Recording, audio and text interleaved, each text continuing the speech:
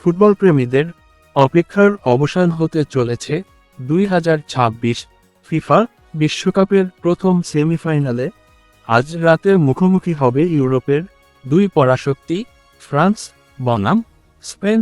বাংলাদেশ সময়ে 15 জুলাই রাত 1টায় তা নিয়ে বিস্তারিত থাকছে প্রতিবেদনায়।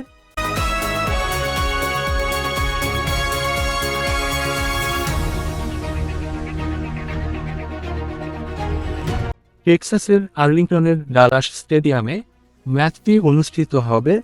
বিজয়ী দল সরাসরি বিশ্বকাপের ফাইনালে উঠবে, আর পরাজিত দলের শেষ হবে 2026 বিশ্বকাপ জয়ের স্বপ্ন।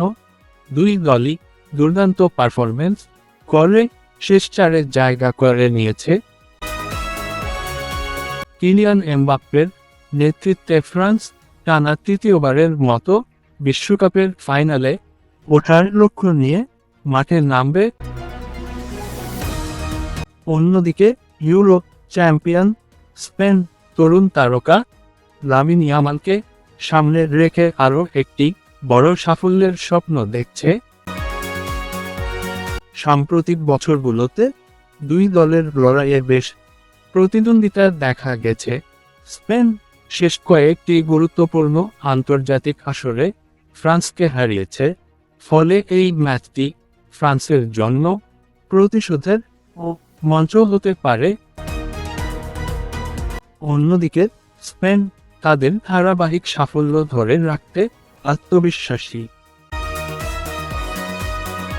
বিশ্ব ফুটবলের কোটি কোটি সমর্থকের নজর থাকবে এই মহারণে।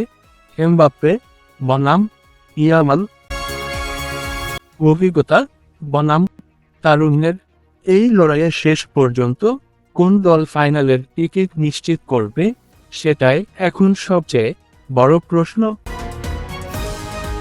তো প্রিয় দর্শক, আপনাদের কি মনে হয় এই ম্যাচে কে জিতবে, ফ্রান্স নাকি স্পেন? এমবাপ্পে যাবে ফাইনালে নাকি লামিন ইয়ামাল? আপনাদের মতামত কমেন্টে আমাদের জানান। খেলাধুলার সব আপডেট সবার আগে পেতে আমাদের চ্যানেলটিকে সাবস্ক্রাইব করে পাশে থাকুন। আল্লাহ হাফেজ।